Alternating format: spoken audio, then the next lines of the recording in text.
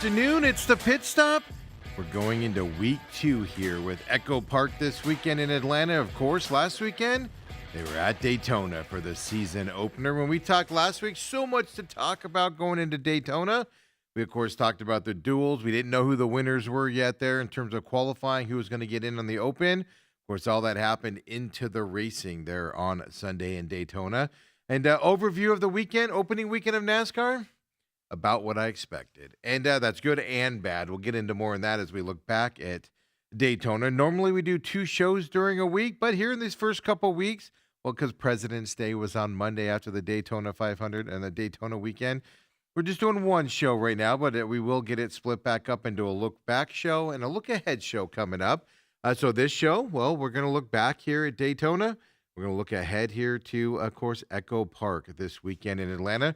Going from super speedway drafting track to a drafting track, generally overall, with an exciting finishes in Atlanta as well. So we'll talk about that coming up. But of course, a season opened here in Atlanta last weekend, in Daytona last weekend. And I get it.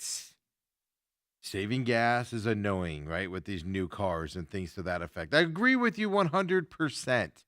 It's just, you can just watch them drive around on a Sunday stroll until the end when they all battle it out. Of course, a big one happened. Second stage there? The big one happened, knocked out a bunch of guys like Denny Hamlin and things like that, took them out of contention. And Denny Hamlin actually came out with a way to get around that moving forward. And he said something interesting in that comment, which we'll talk about coming up on what he wants to do and maybe why we're not seeing it at these super speedway tracks as well. So lots of stuff to talk about. Last weekend in Daytona, and of course this weekend in Atlanta. So let's get right into it here with the Truck Series. Of course, the Truck Series got underway on Friday night there at Daytona. Dodge Ram, well, those trucks, we finally got to see them here in a NASCAR Truck Series race. We saw them in practice earlier in the day, and they looked fast. Tony Stewart was in one as well. Of course, gets knocked out in this race here by getting wrecked here in this truck race as well. What were your initial thoughts on the Dodge Ram? To me, just like every other truck out there, I don't understand the intricacies. And I also don't judge these guys, these cars. Like, for instance, in the, I think it was the Xfinity Series, lots of Chevrolets in the top of that. I don't judge people and their manufacturers and how their season's going to go. Chevrolet, by the way, with the new body style this year as well. I don't judge them based off of the Daytona race. It's such a one-off race that I kind of discard that race as we go forward here. And to me, I'm going to start making judgments this week here with Echo Park there in Atlanta. So, but we did see the Dodge Rams out there, of course, in this Truck Series, and it could have been worse. Let's put it. That's how I'm looking at it there. And well, lo and behold, right, I'm going to consider this a surprise win in the Daytona Truck Series. Chandler Smith, he came back from 6th place in turn number 3 on that second lap of overtime to get the victory there at Daytona as well. So Chandler Smith, and that's the thing about Daytona.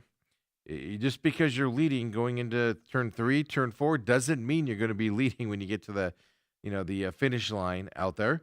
And that's the case here with Chandler Smith. And it is fun for me to watch. That seems to be the theme this weekend here at Daytona. It is fun for me to watch these guys come back and seemingly just finish on another side of things and getting there to the end as well. There was a big story here in the Truck Series we'll get to in just a minute. But let's start the truck finishing order here first, real quick. And as you see there, Chandler Smith in first. It just gives you an idea here at Daytona what the guys finished at, where they were looking at going, with this weekend's racing here. And like I said, I personally don't judge the Daytona race here for the first one. I think that's just a free-for-all and anybody can win it. And I think, people are trying to figure things out. So, I take a grain of salt with this here, but it is good to get your season started on a winning side of things. 32 lead changes among 12 drivers in this race for the truck guys. 6 cautions for 31 laps for the trucks. Overall, I think the Truck Series is going to have another good year. Don't forget, in 2025, Corey Heim dominated the Truck Series. Yes, he had some competition from time to time and things to that effect, but he dominated this series. Is somebody going to step up and compete with him on a more consistent basis? That's the storyline in this Truck Series coming up as well. But one thing that is great, I've known This gentleman we're about to talk about for a while, I've known of him, Truck Series debut. Well, I'm going to tell you and talk about just NASCAR's had this problem on all series. The Truck Series, not as much as the Cup Series and the O'Reilly Series, but they have a problem where they get very corporate very quickly, meaning the drivers are polished. They'll be careful what they say and how they react, facial expressions. Don't do anything to upset the sponsors and things to that effect. Truck Series is a little bit different. Ben Rhodes, famously, after he won a championship here in Phoenix a couple years ago, had a lot of celebration going on, before he got into the media center and stuff like that. And, it showed. And it looked, a very unprofessional in terms of those standards in racing. But I would argue, now to a certain point, I would argue that personalities are good for the sport. And we've gotten away from the personalities. And I have high hopes for this gentleman. We're talking about Garrett Mitchell, folks, if you know who that is. Well, you probably know him by I'm going to call it his stage name out there. Cletus McFarland gets out there. Of course, his real name is Garrett Mitchell. He's the story of the weekend. And, folks, he crashed out in lap 6 of this race. He's a good soundbite. He just looks like he's having fun out there. Just personality shines out through on that side. So the race starts, and he's a load of fun to watch for interviews as well, if you catch it. I have one here for you after he does wreck out. But on lap 6, he spun out on his own. He slammed, of course, into the inside wall, took out a bunch of infield grass, eventually came to a stop, and his day was over in his truck debut for Cletus. But what I'm going to argue here to you guys early in this thing is we need more personalities, right? I'm going to call out a couple guys here, and Tony Stewart's a personality. He was in this truck race, had some things to say after getting wrecked there as well. Then you guys, those of you who've been around the sport knows Tony Stewart, right? And the Cup Series, Kyle Busch, hey, he'll speak his mind to you in 2 seconds out there. Then you got drivers like Christopher Bell, just like talking and watching drywall talk. No excitement. No, anything. If they smile, it's like a big deal. Doesn't mean it's a bad thing. I'm not saying that Christopher Bell's a bad person for that. It's just the way that the sport has gone in terms of drivers. Now, Kyle Larson has become very professional over the years, probably rightly so after what he got in trouble for a few years ago. Chase Elliott, very difficult to be around and interact with for a lot of that stuff as well. Just dry as can be, professional, polished. No interaction, no personalities from him is what I'm getting at. Well, first, here is the wreck that Cletus was in on lap 6. So this will be truck 1. Oh, there goes Cletus McFarland spinning out towards the inside wall. He's going to hit it. Hard hit on that inside wall. Cletus McFarland goes around and brings out the first caution and mows the grass. Oh, what a shame. That was a huge hit to that inside wall driver's side. Knock, but I'm good. Look, lap 6, disappointing. You're so looking forward to getting out of there. But you saw he just wrecked by himself and everything. And, so you saw the wreck on Friday night and you went, oh, no, bad news for Cletus. And I'm rooting for him, man, because I like the personality of these drivers when they come out. Even if the personality's not good, like Denny Hamlin's, like it, I'm not Denny Hamlin. Denny Hamlin, excuse me. Like him or hate him, he's got a personality, right? He plays to the crowd that boos him. People like it. I like the personalities, even if I don't necessarily like the personality. I'm not a big Kyle Busch fan. I don't like his personality, but at least he has a personality out there, right? From what we're looking at. Brace yourself here, folks. This is after he leaves the infield care center, and of course, Fox Sports FS1 gets a hold of him, like they do there. And here's his interview after the wreck. Here's truck 2 for you. Cletus, I know we're going to take a look at a replay, but what sensation was the truck giving you? Well, the sensation was incredible. We were 3 wide, which was insane from the start. It was immediately 3 wide, which I wasn't expecting. And it was insane. I mean, I was having the time of my life, literally again, and I just did not check myself before I wrecked myself right there. Got loose coming out of 4, I was flying, and I put too much wheel in it because I was getting a little tight, and because we're freaking 3 wide on the second lap on, I think I only made it 7 laps. I was a little tight, and I was just trying not to hit the guy on the outside. Came off 4, flattened out, truck sat down. I think I had too much wheel in it, and I just started getting loose. I went right towards the field. I'm like, damn, I'm out to wreck 30 race cars, and I overcorrected to the left like an idiot. That's something Biff did not teach me right there. And I went left, put myself on a trajectory to slam into the wall, wreck the truck, and now here I stand in the worst spot to do an interview in the entire Daytona Speedway. On a little bit of a lighter note, I did talk to you at pre-race at driver intros, and you said that Carson Hocevar had given you some advice? Yeah, I mean, Carson told me that if I cause the wreck, then I usually will not be in the wreck. But in this particular instance, I caused the wreck and was the only one to wreck. So I'm starting to question Carson's advice and whether or not I should be listening to him. But he did win the stage, so that's pretty sweet. Look, so he starts off and just talks professionally, right, about the sport or whatever. And then that personality just shines out there to the point where the booth guys off mic, you could hear them laughing through there because of where he took that with the advice he got from Carson Hocevar out there. Just this sport needs these personalities. It's what the sport used to be with Dale Earnhardt. You know, we're at his 25th anniversary of his death here this week there at Daytona. You know, whether you like it or not, he was the intimidator. He had the personality, and his personality was gruff. I'm going to run you over, you know, type of a personality. You don't get that anymore, and it really shines now when guys like Cletus gets out there and starts talking. Like Frankie Muniz is another one. You know, he's still learning how to drive, etc. But, man, he gets out of a car, and he's just excited to be there talking about it. It's just that's the stuff that'll drive more people to the sport, in my opinion, going forward here. But I want to introduce you guys, if you hadn't been introduced to him yet, Cleeter McFarland. And, you know, we'll be watching him as he's racing throughout this year. Just a tough start there, lap 6. And for him to get out there and just, man, we need more drivers like this. Just a personality, not necessarily that, but just a personality out there. I don't have the graphics for you here today, but really quick, you know, remember the the playoff formats changed this year in the truck, the O'Reilly in the series. So really quick here, you know, obviously race 1 is in the books. Chandler Smith is number 1 in the points here. He has 65 points with that win there in the truck series. Christian Eckes is in second, 46 points for him. Ty Majeski there, who actually pushed Chandler Smith to that victory. He got a ton of credit from Chandler Smith as well to get him to pass and get him into that lead and ultimately the win. Ty Majeski there, 45 points for him as well. Gio Ruggiero has 35 points in the playoff run. Caden Honeycat, 34. Brendan Queen, 32 right now in that 6th spot. And it goes down from there. And guys outside looking in that you probably want to pay attention to, they won't be there at the end. This guy, Tanner Gray, will be competing for a playoff spot this year. But if you're watching it, Freddie Muniz does have 21 playoff points. He's in the 15th spot right now.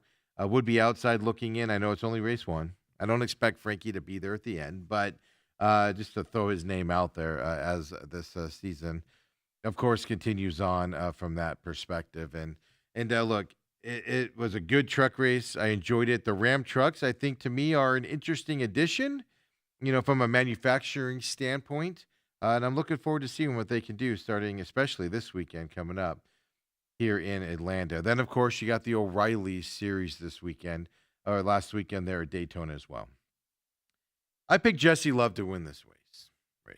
I picked Ty Majeski to win the truck series. And he was right there. He ended up having to push, you know, Chandler Smith to the victory. And I went Jesse Love in this one. I don't know why I'm so stupid sometimes when I make my picks.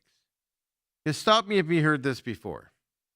I did not watch this race live. I caught it later. I actually watched it Sunday morning before the 500 started. And at the end of it, I went, duh, Austin Hill wins at Daytona. What an obvious thing to not think about. Now, those of you that watch this program these last several years here in this entity of it, or listen to me back on the radio days when we did NASCAR racing there as well, I don't like to pick the main guys very often. You know, it's just easy to say. Like last year was easy to say Corey Haim and things to that effect. But it was just so obvious to see Austin Hill win this. It was his 4th win in the season opener at Daytona in the last 5 years. It's his 11th win in a drafting style track on top of it. Yeah. Austin Hill started on the pole. He led 78 of the 120 laps of this race. Now, saying all that, you're going to say, oh, Austin Hill had an easy win. No, it wasn't easy. His car was tightening up on him. He talked about that after the race a lot. He talked about, guys were able to catch up to him. So much so here, I'm going to show you the end of this race. He's bottled up with people. He gets a big enough gap lead, and then guys catch up to him like you do at a drafting track. And he barely wins this race here as well. This was not an easy race for Austin Hill to win, meaning it was a close victory. But gosh darn it, Austin Hill likes to win at this track, especially if the season begins. Here it is. O'Reilly won. Austin Hill's in the final lap. So hard to do. Here's the push. Here's Jordan Anderson is there. Ryan Sieg is there. Big push for Justin Allgaier. Here comes Jordan Anderson in the 32. Wow, what a run by the 32 on the inside, but they pushed Austin Hill out now. Who does Sieg push here? Could they generate enough? 7's in a great position if they can stay locked together. Off of turn 4. This is it at Daytona. Here comes Austin Hill. He gets his 4th victory at the World Center of Racing. What a finish. Yeah, I mean, it's not a shocker that he won it. No doubt about it, but it was closer than he thought it would be. He had to work hard to get it. He talked a lot after the race, and a bunch of interviews I saw about his car setup and things to that effect. But what a start to the season here for Austin Hill here at Daytona. And I expect Austin Hill to have a good season, of course, this year with his racing. 3 restarts in the final 12 laps. That's not easy to win a race when you're always resetting, and it gives other guys a chance to jump you on that restart. Won by 0.081 seconds there, as you just saw on your screen as well. 15 lead changes here in the O'Reilly Series among 8 drivers swatching on that side. 7 cautions there for the 36 laps of caution laps for the O'Reilly Series. It was not easy for him to get out there and win, but he persevered and got there. And good for Austin Hill here to start the season in that style as well. I tell you what, throw up the O'Reilly finishing order graphic here for me as well, just to show you guys at home the order of finishing. Justin Allgaier, comes in second there as well. But just give you the idea of where we are. Look, it's race 1. I've told you in the truck series, I'll tell you now, I don't, it's hard for me to say it without sounding like I'm derogatory in Daytona.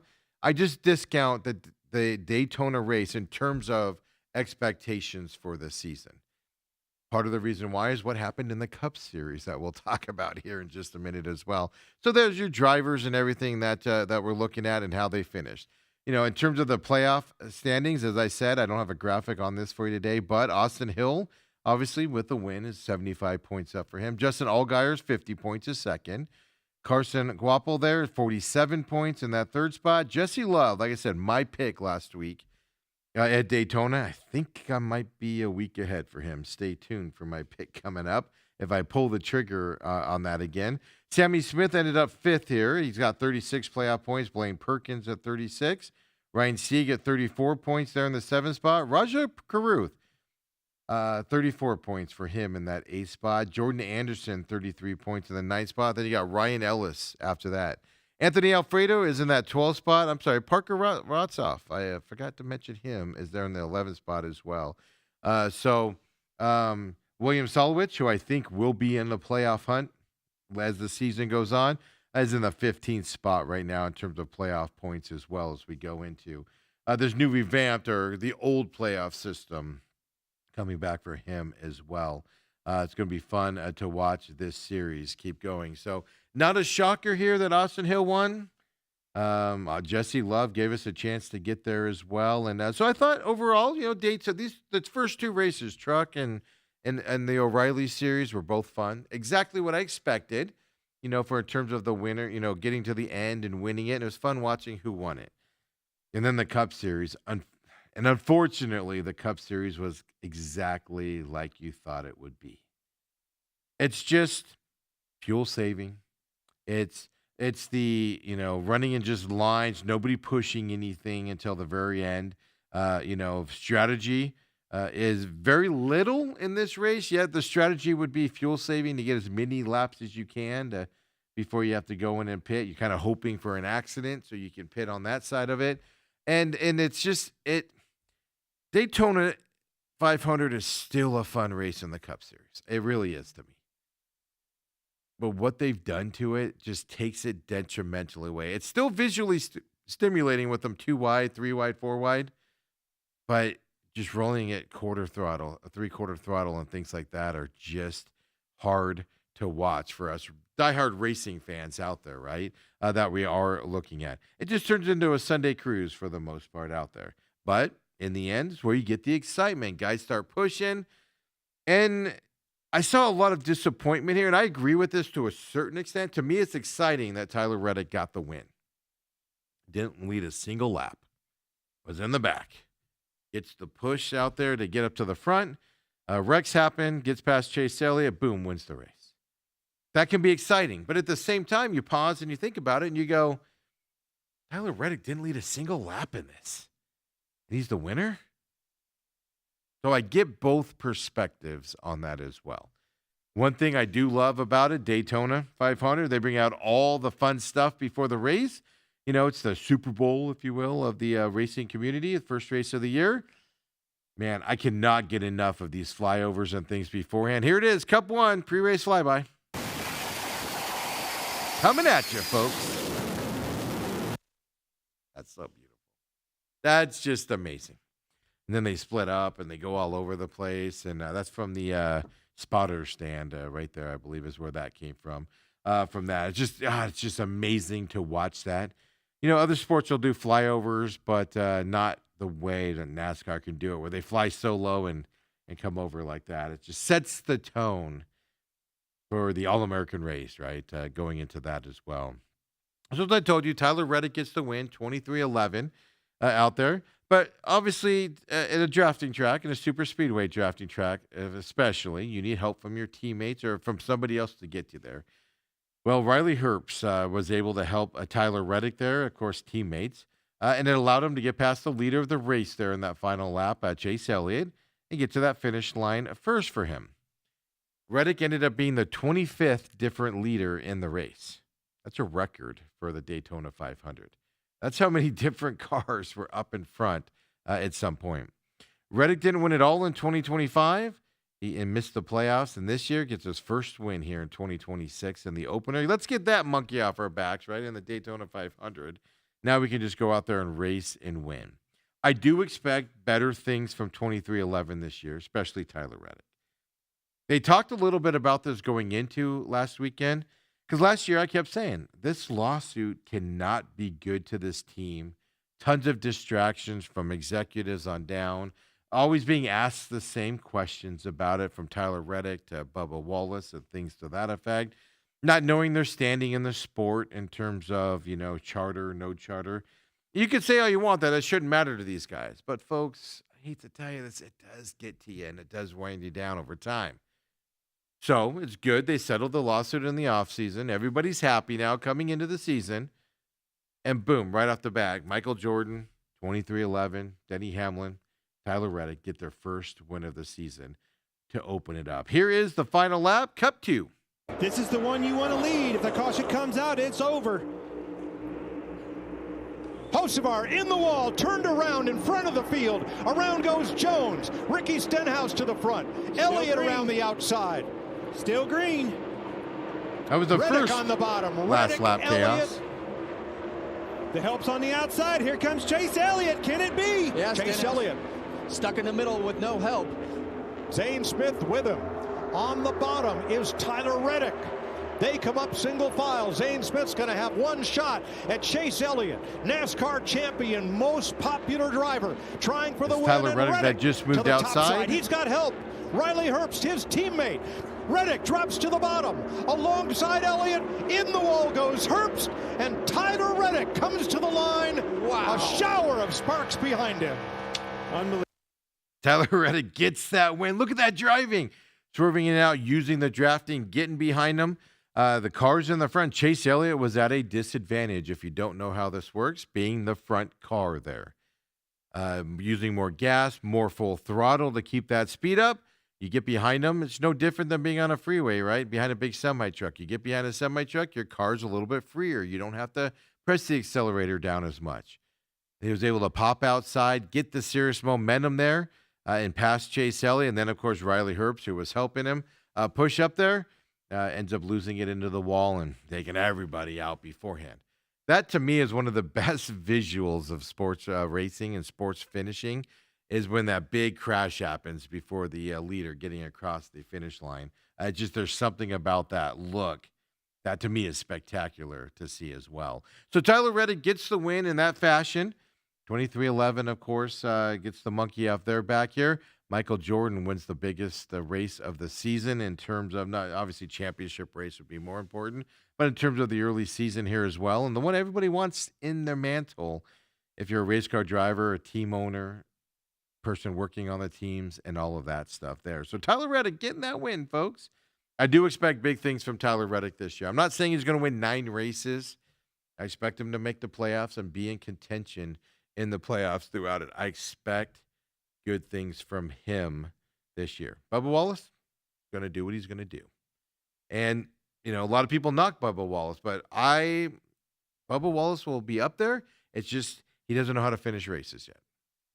Tyler Reddick does. And I think that's the difference between the two, and I expect good things from that side. Earlier in the race, 7 laps to go in the second stage. There was contact between Justin Allgaier, who did qualify for the Daytona 500. Of course, Justin Allgaier races in the O'Reilly Series full-time as well. Came on up there in the number 40 Chevrolet, Justin Allgaier, and, well, he had some issues there and bumped around, and then he hit, of course, and took out the number 11 Toyota, who is Denny Hamlin, of course, 3-time Daytona 500 winner. It ignited a 20-car wreck there in the tri-oval portion of the track. Took out a bunch of racers and a bunch of teams with high hopes of winning this race. That was the big one that happened. Allgaier was leading the top line, but he left a narrow lane there open to his right. Well, Hamlin came up to fill that little hole that was left there. Allgaier's car then, I'm going to say twitched, right? But it moved a little bit toward the wall, turned across the nose of Hamlin's Toyota there, and then everything behind it. 20-car chaos. Interesting enough, Riley Herbst was involved in that wreck as well. You just saw him pushing Tyler Reddick to get to that lead there. And what if he didn't wreck that out there, he would have finished, on his own on the 4 wheels there, probably second, possibly third in that race as well. Now, he still finishes good because they all slid across the finish line. But the chaos there, that 20-car wreck. When that happened, I actually went out back, hang out the dog for a few seconds. Came back in, and that wreck had happened. Took out all these drivers trying to get up there as well, right? Cup race results. Let's get that thrown up for us here. You guys can see where we stand in terms of that. Ricky Stenhouse Jr. ends up finishing second in this race, but just gives you an idea here with Joey Logano in third as well for him. Just give you an idea after one race. As I said, same concept in my mind happens. I know some people agree with what I say, but to me, Daytona 500 is just the first race of the season. It doesn't mean anything. Now, can you set your season up? Yes. Like Tyler Reddick, he's set up to have a good season now with that momentum he has coming out of it. You get knocked out of this race and you're in last place? Where's your season go from here? Nowhere but up, but does that set off on the negative side?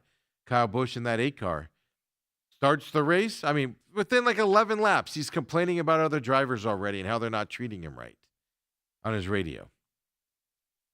That was disappointing to see for me for Kyle Busch. Winning that pole, I was like, here he comes. This is the year he's gonna come back and make a name for himself again this year out there. Put his name back out there and say, I'm not gone, boys. And then lap 11. You tell that car that if he races me like that again, and it just drives me nuts, man. It drives me absolutely batty for that. But again, personality kind of steps up into this, and I will praise him for his personality side of it. It does rail me up the wall a little bit from that perspective. So there you go. The finishing of the Daytona 500 stuff as well. Really quick, in terms of the driver playoff points, obviously Tyler Reddick leading that with 58 points. Joey Logano has 46 points for him. Chase Elliott has 43 playoff points. Zane Smith, 41. Ricky Stenhouse Jr., 39. And don't forget, it's where you finish for playoff points, but stage points as well.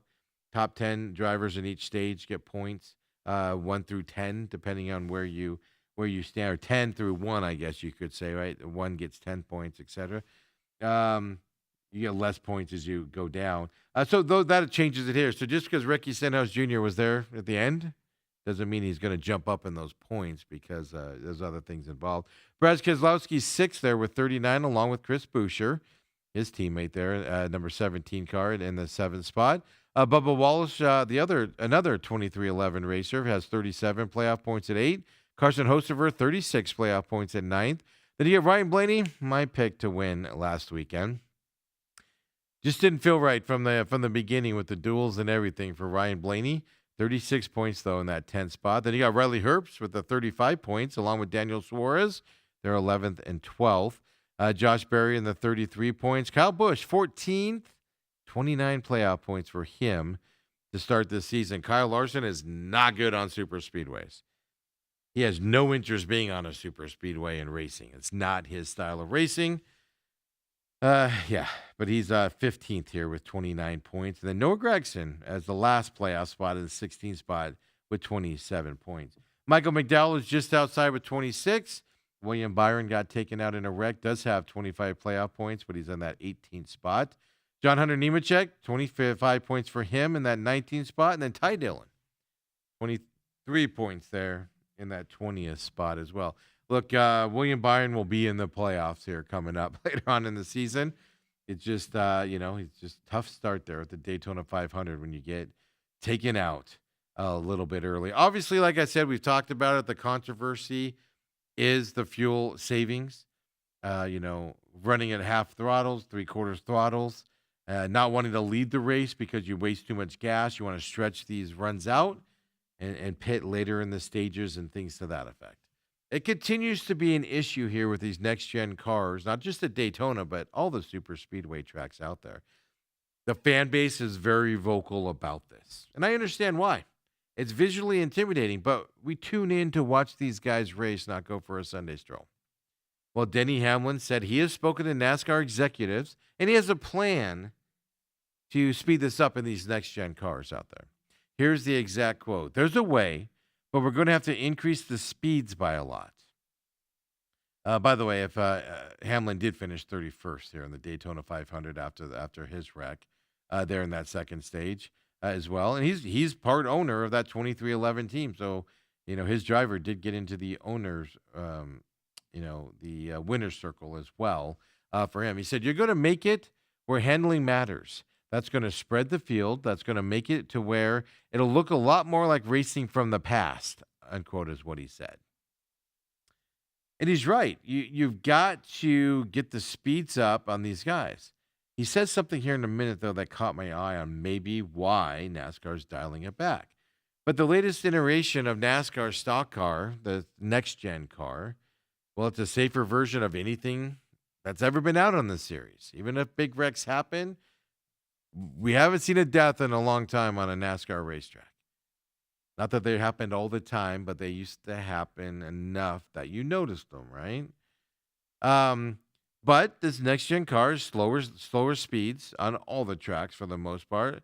Slower laps as well on the super speedways. So we're talking Daytona, Talladega, and those types of super speedways. And then the cars are bunched up. You have to rely on the drafting a lot more than before. That's what we're talking about here. And this is what Denny Hamlin went on to say, quote, "As long as NASCAR's insurance company is okay with it, you're going to have to speed up the cars because right now we're so planted in the racetrack that we could just run in this really tight pack," unquote. Is NASCAR generate this next-gen vehicle for insurance purposes? To slow these cars down for insurance purposes? Make it safer for the drivers in these situations? That little nugget right there just kind of tweaked up my business mind a little bit and went, was NASCAR's insurance company saying, "Hey, man, this is dangerous driving around like this"? NASCAR went, "Oh, what if we slow it down a little bit?" interesting question that you got there because we've seen this, right? Restrictor plates, which I know they're not called restrictor plates anymore, racing. But we've seen this type of style where these cars have slowed down and almost like they have a parachute on the back of them compared to previous versions of the car that have been out there. Is it being done because of insurance purposes? Is an excellent question that I haven't heard anybody else really bring up at all. And to me, it kind of makes sense, to be honest with you out there. So I don't know. Something to pay attention to. But I know this. The audience is tired. The audience is tired. Your major fan base is tired of watching these guys go at a lower throttle to save fuel.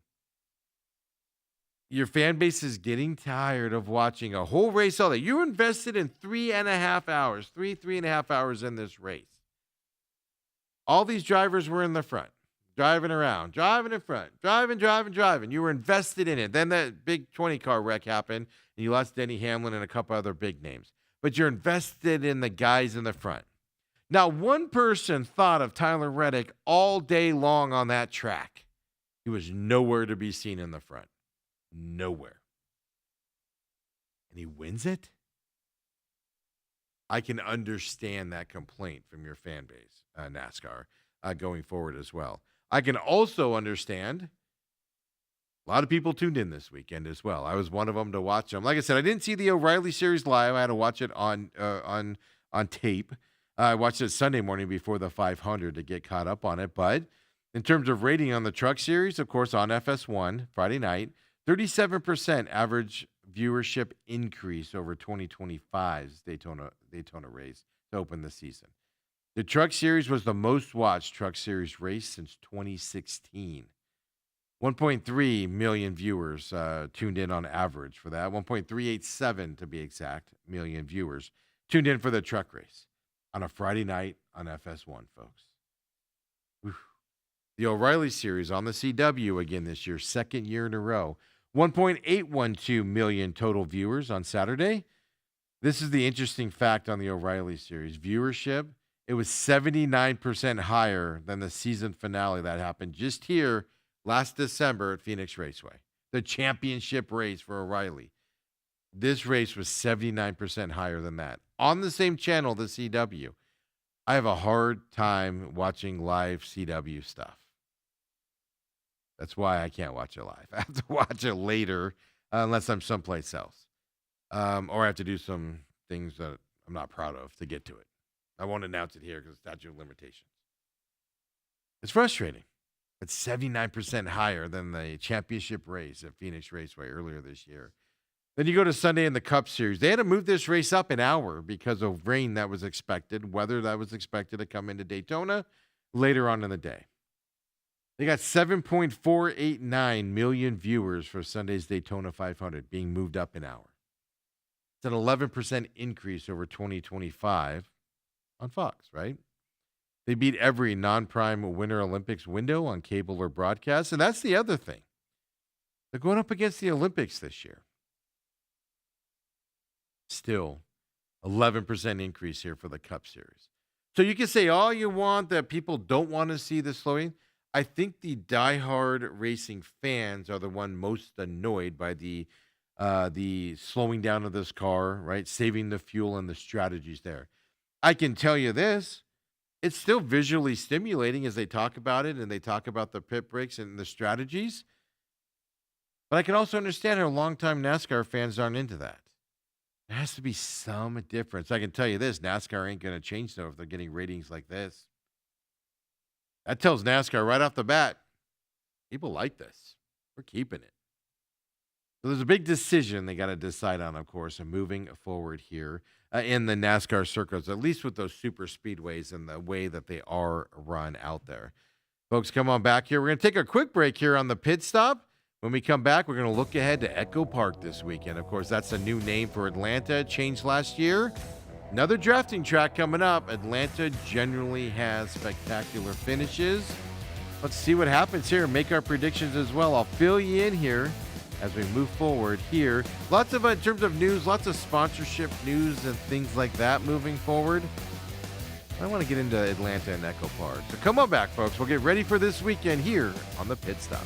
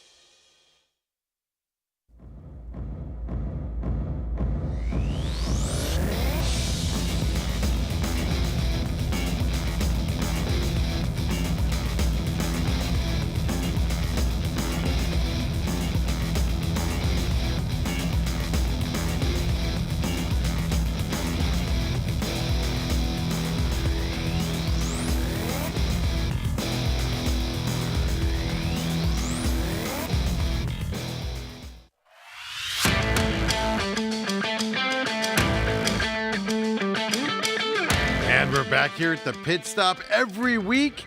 Normally we break this up into two different shows. A look back show where we look back at racing over the weekend. And then another show Wednesday or Thursday of that week where we look ahead to the racing coming up that weekend. Here at the beginning of it with the holiday on Monday, we're doing just one show where we're looking back at the Daytona 500 and the Daytona racing. And then, of course, now with the second half of the show, we're going to look ahead to Echo Park this weekend here in Atlanta as well. Every series races this weekend. Truck of series, of course, O'Reilly, and the Cup series. Now, Truck does race on Saturday this week as well. So make notes of that coming your way as well. Coming up here, another drafting track in our way. It's the reconfigured track that happened, about six years ago or so in 2020. And this reconfigured Atlanta has added some intrigue out there. So in terms of the actual racing side, I'll tell you qualifying here as we talk about the series. But the Truck series is going to be on Saturday morning, 11:30 a.m. here, Phoenix time, as that's where we record this show. 1:30 p.m. Eastern as well is what you're looking at. The O'Reilly series, Saturday night coming up here.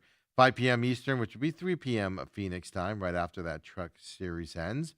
And, of course, the Cup series, Sunday, 3 p.m. Eastern, which makes that 1 p.m. our time here for the Cup series boys to get out there and do some damage there in Atlanta as well. I've already told you repeatedly, Atlanta is the drafting track out there.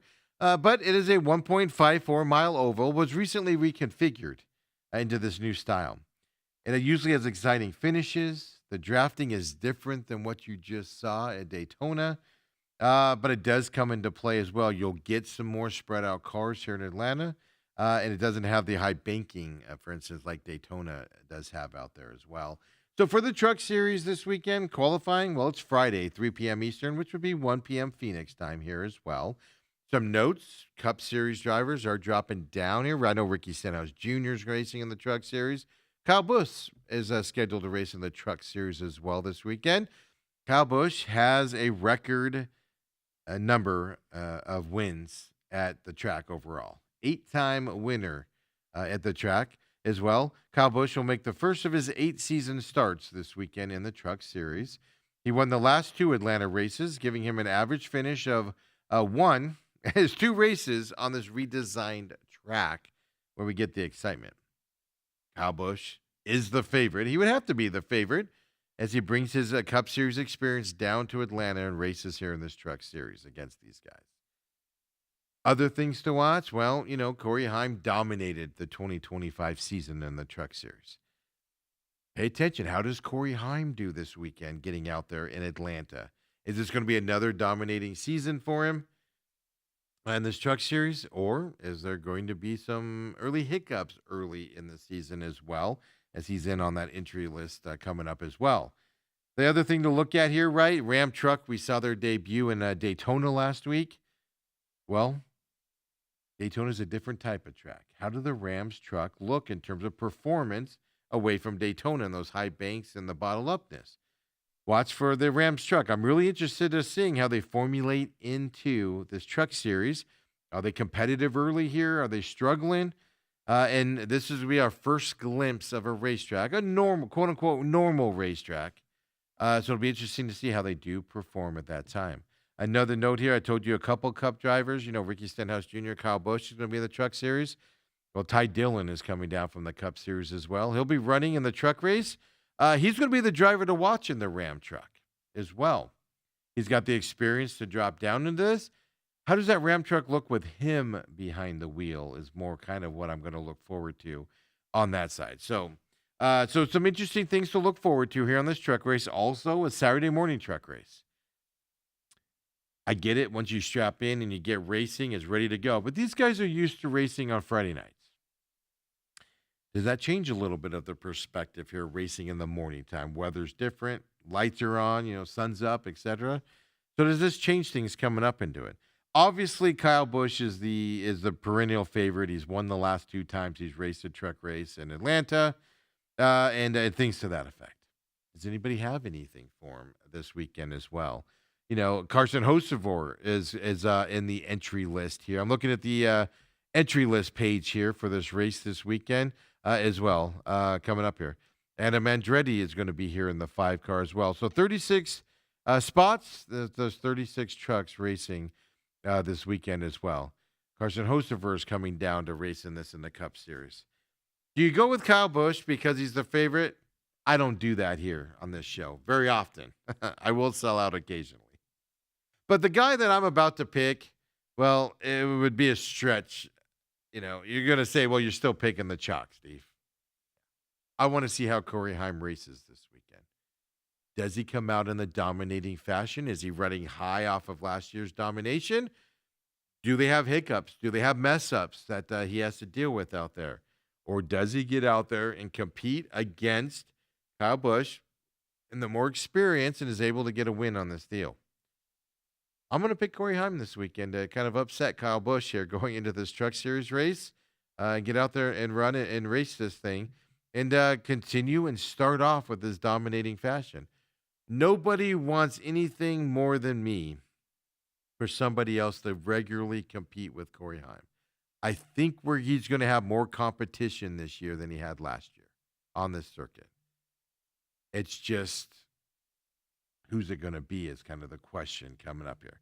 But in terms of this Atlanta race, I think it's a 2-horse field here for the lead. So I'm going to go with the guy that was on this series last year and did dominate it. I'm going to go with Corey Heim here in the number 1 truck here this weekend as well. It'll be interesting to see if any of these Toyota guys are able to make it up there in their names and make a name for themselves here. I'm sorry, for the Ram trucks, make it up there. I think I said Toyota as well for him out there and that run. Kyle Busch is racing in a Chevrolet. Corey Heim does run a Toyota out there. So be interesting to see how those guys do battle it out as we are looking forward to that. So that's the Truck Series this weekend. As I said, just these lower series, you kind of have to feel out the year. Like nobody knew last year Corey Heim was going to be as dominating. I trust Ty Majeski to be involved in some races this year. Of course, you got several drivers that were able to, like Ben Rhodes, does he recover this year and have a more successful season going into this race season? All things I'm going to be paying attention to in the Truck Series. Now going up to the O'Reilly Series, that races Saturday afternoon here at Echo Park here in Atlanta. I had somebody the other day, I was just talking to them, and they're like, why is it called Echo Park? Yeah, they just changed the name of it, sponsorship stuff, right? To go on that side. Look, we already know Austin Hill is good at drafting tracks and super speedways. This isn't a super speedway, but it is a drafting track. Can he get another win this weekend? Can he keep that momentum going? Justin Allgaier, I think, racing in the Daytona 500 on the Cup level, that's just added experience for him. Yes, he messed up and took out about 20 cars, including Denny Hamlin in that. Some guys were able to still go out there, but Justin Allgaier is just gaining, a little bit more experience out there on the racetrack running with them. He's always strong here in Atlanta as well. But don't sleep on Carson Guapel. Don't sleep on Jesse Love, my pick last week to win the Daytona 500. Don't sleep on those guys here in the O'Reilly Series, which the Xfinity Series, if you didn't know that as well. I'm going to do what I normally don't do on this, racetrack, reconfigured racetrack in Atlanta. I don't do it too often. Last year, I did do it with Bubba Wallace in the Cup Series for the first couple races. It didn't work out for me well last year. But I am going to go with Jesse Love again this week.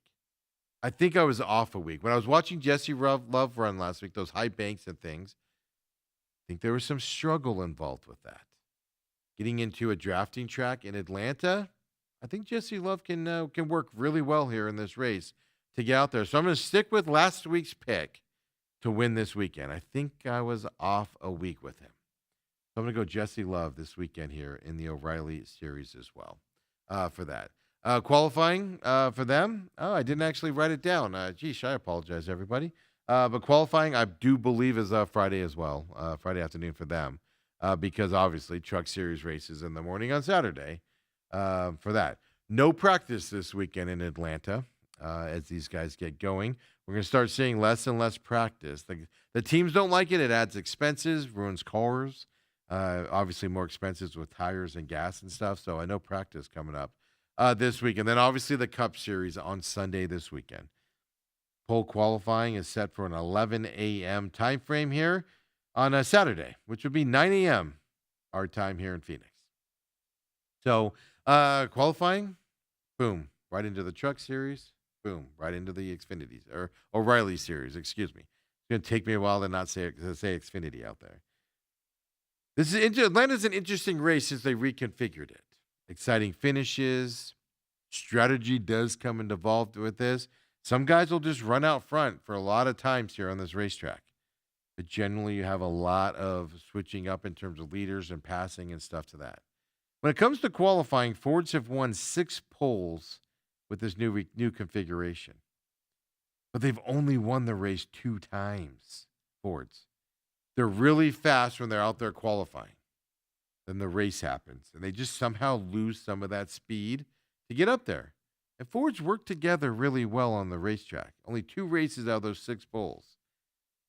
Go on a little bit farther, right? The Penske's obviously are Ford guys. So Logano's led 333 laps, has led this race in Atlanta. It's the most in the 8 races on this new track. 1 win. Chase Elliott, Hendrick Chevrolet there. His 9.14 average finish is the best in that 8 race time frame since the reconfiguration. You have a Chevrolets that run well in terms of this at Atlanta as well. Kyle Busch, who's obviously coming off his first pole position there at the Daytona 500 and just went backwards in that race as well. He's finished top 10 in 5 of the 6 Atlanta races that he's competed in for Richard Childress Racing, and that the team that he's currently part of. Will Kyle Busch be able to parlay his normal top 10 finishes into competing for a win here at the end as well? Is the question. This is the track where Kyle Busch has the most success here with RCR. His best work happens here in this 8 car at Atlanta. Can that parlay him? I had a lot of confidence in him last week when he won that pole there in Daytona. And the race started. He's going to continue to have those race issues here with RCR moving forward. So look, Fords win the qualifying and win the pole a lot. Don't win the races. I'm going to eliminate Fords. Chevrolet's new body style. They showed some success and some speed at Daytona. Different type of race. Can the Hendricks get up there? Chase Elliott with his best 9.41 average finish. Can he continue that trend? Is Kyle Larson make his name known this weekend for the first time this season after just being non-existent in Daytona last week? I'm going to go with the Chevrolet to win this race. I think the Toyotas start slow, and I think the Toyotas will not pick up here for another 3 or 4 races. Maybe Phoenix, we might see the Toyotas pick up a little bit. Maybe at Coda, a Toyota might compete for something on the top level of things. I'm going to go Chevrolet here. And I'm going to go with somebody that probably was disappointed because he won the last 2 Daytona 500s. Got knocked out of that race last weekend. I'm going to go with William Byron this weekend in the Cup Series to get around Atlanta and finish this in front of his teammates, Chase Elliott, of course, and also Kyle Larson as well, to get his first win of the season here coming up for William Byron. I think the Fords are going to struggle in this race and go backwards a little bit. I think the Toyotas, they'll probably compete and be in the front for a little bit. I think toward the end of the race, though, is going to be the Toyotas' problems. It's just, I got a different feeling about these Chevrolets. Watching them race here in all series, they have the most car entries, which obviously helps their favors. Last week, they also had the most wrecks, having the most cars out there. Ironically enough, for them. I think you're going to see some of that experience, some of that speed come out here in this drafting track. And this new body style just might give them a little bit of an edge here. So William Byron in the Cup Series winning this weekend here for the Cup Series as well. And folks, here at the Pit Stop, like I said, we'll be back next week as well to do it. We're planning on going to the 2-show format. So look for us on Monday where we look back at the racing at Atlanta. Later in the week, we'll do a second show and look ahead, do all the news of the week, and look ahead, usually on Thursdays when we do it. We might have to do it Wednesday next week. But we look ahead to what's coming up next. Coda, Circuit of the Americas, first road course coming our way as well here on that. So, folks, we'll get to that format. Appreciate you joining us. Hey, I saw on demand here at Robat TV record numbers last week. Huge numbers in terms of what we normally get on the YouTube page as well. Even the podcast for last week. Good numbers on that, up on that side. Continue to share us with your friends. If you catch us live or on demand here at Robat TV, thank you. Catch us live on the YouTube page of our promotion, our production company. We put what we produce here out on YouTube as well for free. So check out the programming there as well. Then, of course, including the pit stop. Then, of course, at the Pit Stop Talk is where you can find us on X. Follow me there for the race stuff and the news throughout the week. And, of course, your free podcast system, your favorite podcast system, Apple, Google, Spotify, iHeart, all of them. Search at the Pit Stop Talk. Pops right up for you. You can listen to the show for free as well, folks. For those of you that shared us with everybody last week and you're back again, thank you very much. We'll continue to grow this show back up to what it was at one time when we were on the radio. It's going to be a process, but we can't do it without you. So come and join us, folks. We'll see you next week here. Enjoy the racing weekend. Have a great night, everyone.